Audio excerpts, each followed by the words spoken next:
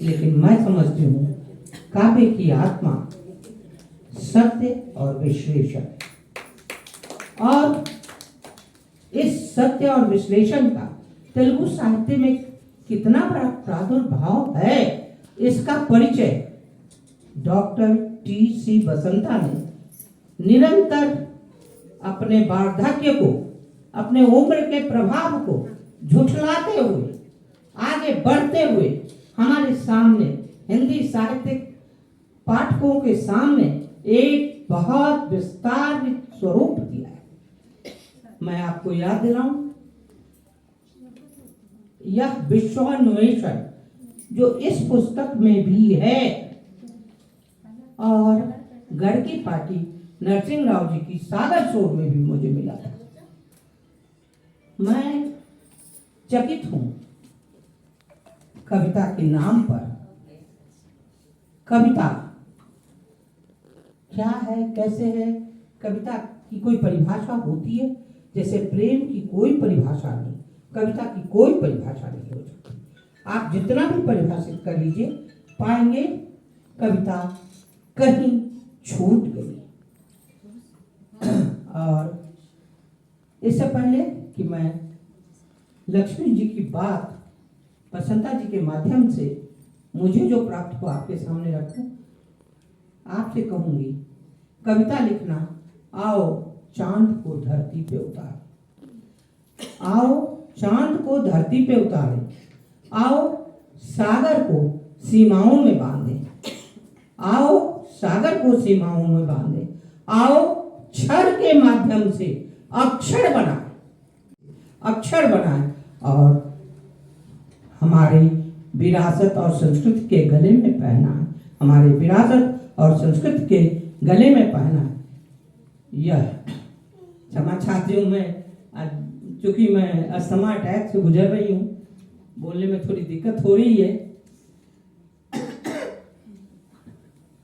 नहीं, पानी नहीं पी सकती मैं। कितना समय मुझे दे रही है?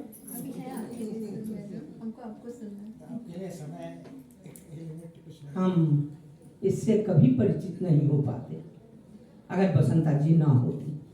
अगर बसंता जी की कलम रुक गई तो बहुत सारी चीजें, तेलुगु साहित्य की बहुत सारी विशेषताएं हम तक नहीं आ पाए।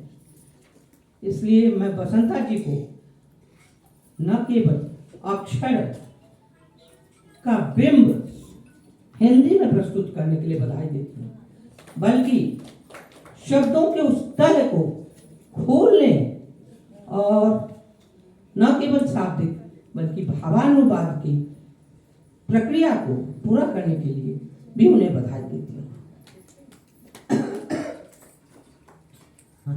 एक कवित्री, अब चलती हूँ मैं श्री लक्ष्मी जी की यात्रा पर, जो कहती है कथा उनके लिए भ्रमण है,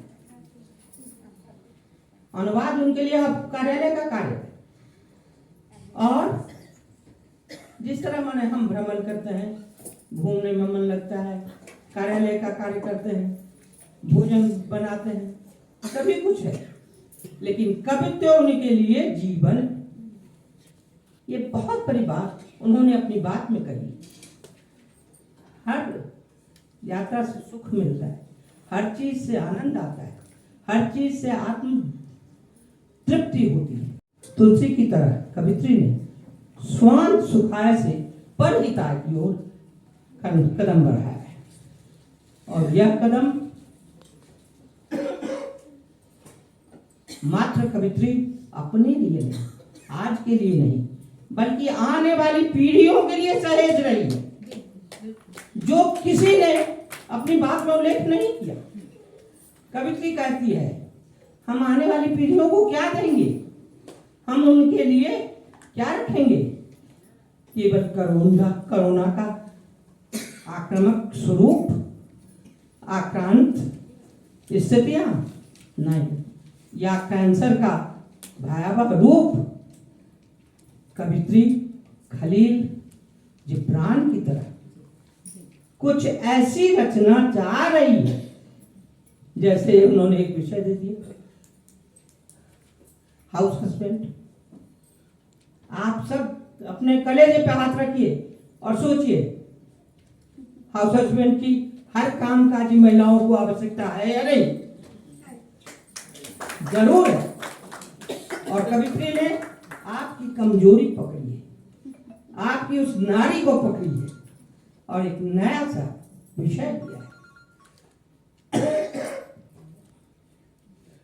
दूसरे कवित्री ने कैंसर की भयावहता मैं भोगे हुई, मैं जानती हूं।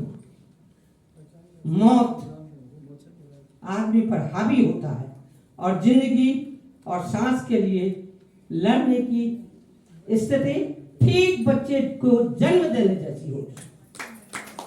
जो दर्द मां बच्चे को जन्म देते सहती है, कैंसर में कीमो के बाद वही दर्द सहा जाता है।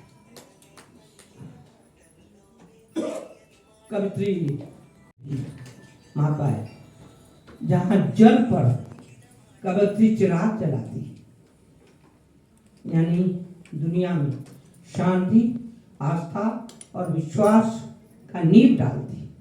वहीं मौन लिपि में कवित्री लिख रही है। क्या मौन की भी कोई लिपि होती है? लेकिन होती है, यह कह रही है कवित्री। मौन की लिपि होती है।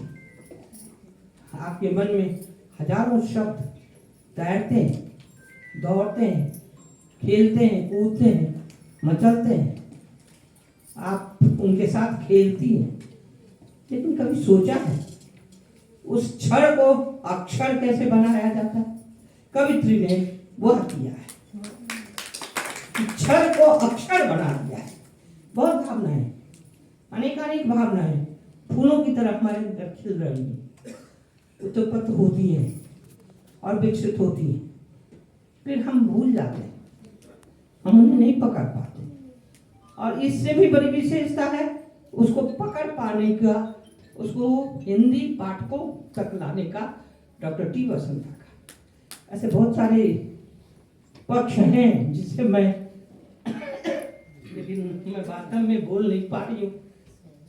मैं अगर नहीं आती तो बसंता जी को मैं भले ही मर जाऊं तो ही ना आ सकती, लेकिन बसंता जी को ना नहीं कह सकती। और इस कविता में, पूरी किताब में